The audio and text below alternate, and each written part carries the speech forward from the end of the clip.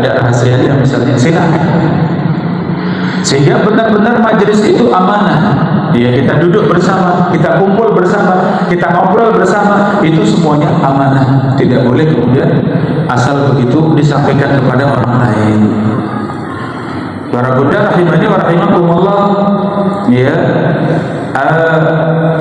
di antara adabnya tadi sudah kita sebutkan, ketika ngobrol, obrolannya harus bersamaan, ya. Jangan sampai seperti ini, sana ngobrol, sini ngobrol, yaitu bisa membuat salah paham. Di antara adabnya tidak boleh memisahkan dua orang. Kita lihat dua orang itu berdekatan, mungkin itu sahabat, mungkin itu dengan saudaranya, dengan keluarganya, mungkin itu dengan anaknya. Tahu-tahu kita datang kemudian langsung duduk di tengah-tengah. Di antara dua orang tadi, boleh tidak? Tidak boleh memisahkan dua orang kecuali izin, ya, kecuali izin. Boleh saya duduk di sini? Kalau tidak boleh, mungkin dia akan geser, di sini saja. Ya, biar saya tetap dekat dengan ini, ya, seperti itu. Jadi langsung memisahkan boleh tidak para bunda? Tidak boleh, kita harus izin kalau ingin duduk di situ. Kalau itu memisahkan memang, tapi kalau duduk memang masing-masing seperti ini tidak ada kesan itu dekat, ya, memang harus berdekatan, insya Allah secara umum tidak masalah. Tapi kalau kita lihat memang nempel berdua, jangan dipisahkan di antara dua orang tersebut.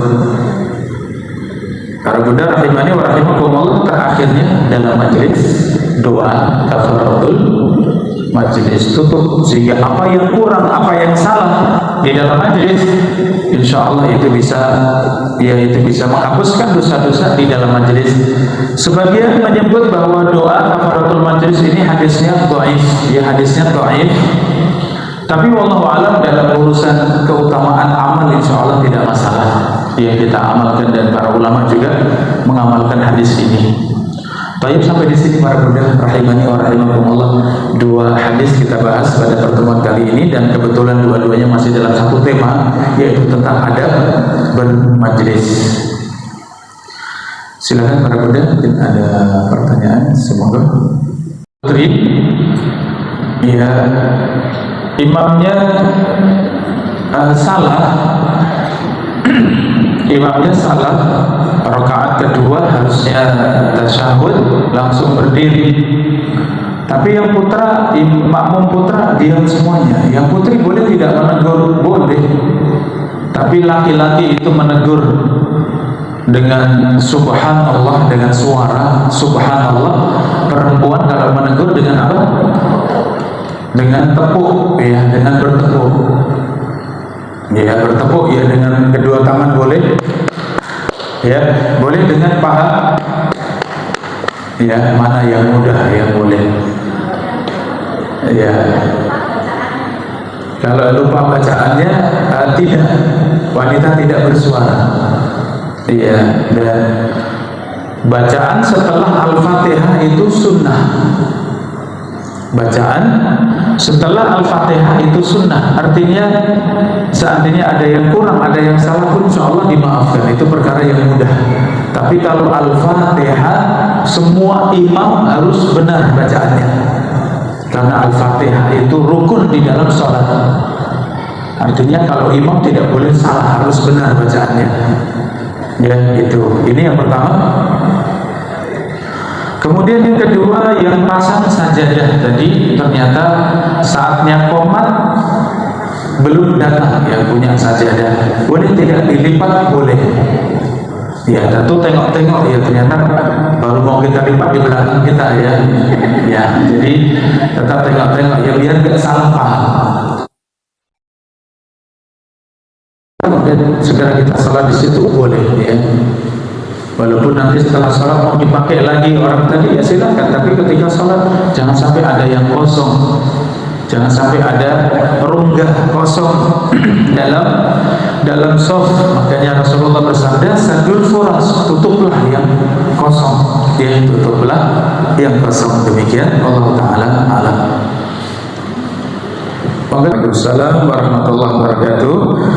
Jadi matur nuwun, jazakumullah khairan atas pertanyaannya. Yang pertama tadi tentang adab bermajlis ya, ada di dalam bermajlis itu yang kita bahas tadi, bahwa di antara sunnahnya adab-adabnya dalam bermajlis ucapkan salam. Karena keumuman perintah afsus salam bainakum, tebarkanlah salam di antara kalian. Ya, tebarkanlah salam di antara kalian. Ini termasuk dalam majelis, masuk di majelis maka ucapkan salam. Ya, ini. Dan untuk salam sudah kita sebutkan tadi, salam untuk yang sekitar kita, yang tempat duduk ya, salam dengan yang sekitarnya, seperti itu. Bagaimana dengan jabat tangan ya? Kalau sedang berlangsung ya seperti ini, maka jabat tangan jangan. Ya, artinya mengganggu, memutus ya.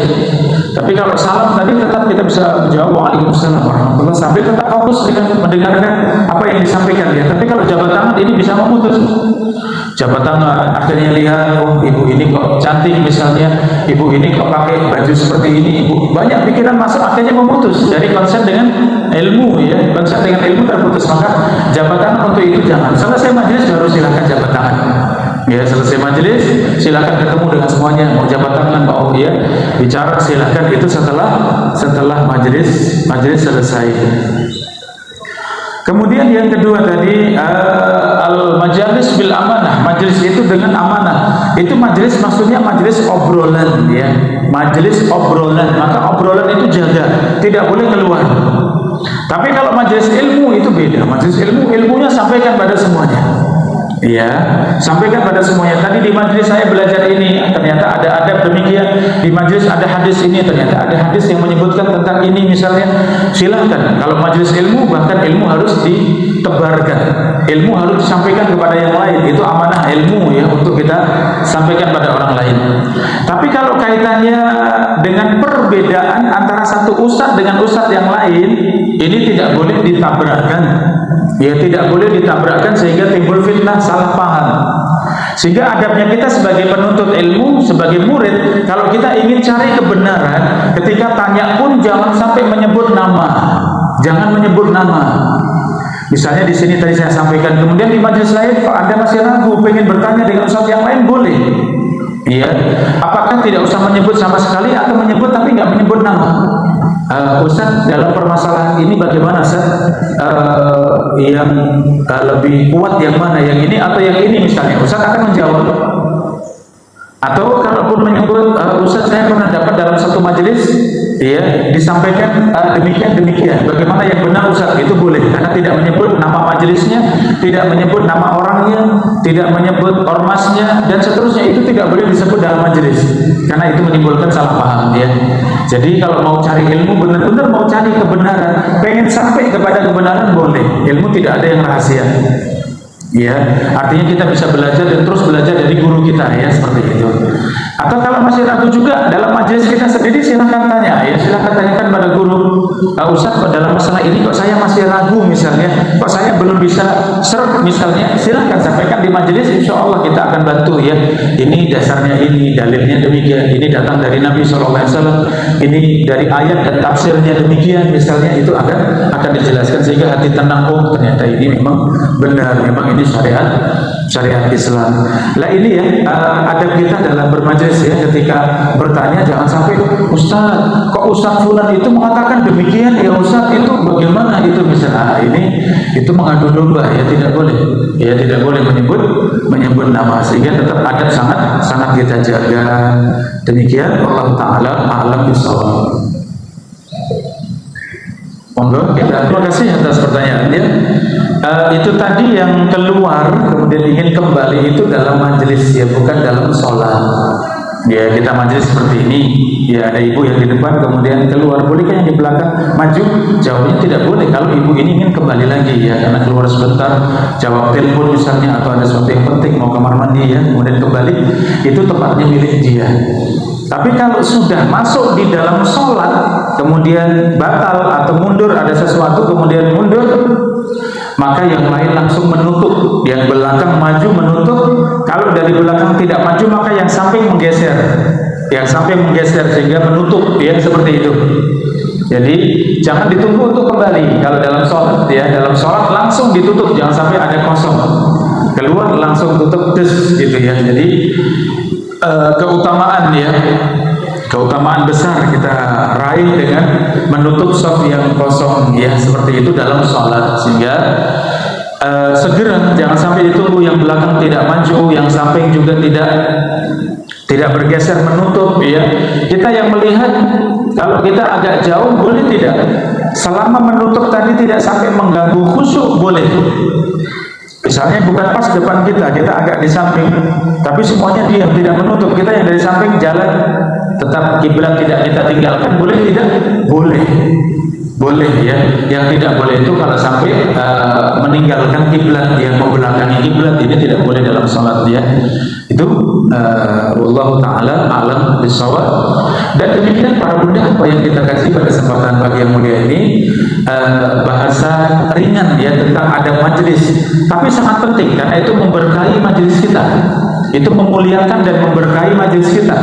Lebih-lebih kalau urusan hati ya, semua yang di majelis satu hati, tidak ada lagi perasaan yang macam-macam ya, merasa tidak nyaman, merasa tidak enak, sudah tidak ada. Kenapa? Semua benar-benar menjunjung yang namanya adab dalam majelis ya, mulai dengan nyaman dan selesai juga dalam keadaan sangat nyaman ya dalam bermajelis. Demikian Allah taala ala bisawab wa sallallahu wasallam ala nabiyina Muhammad wa ala alihi washabihi ajmain wa akhiru da'wana alhamdulillahi rabbil alamin. Ada kurang lebihnya mohon maaf. Assalamualaikum warahmatullahi wabarakatuh.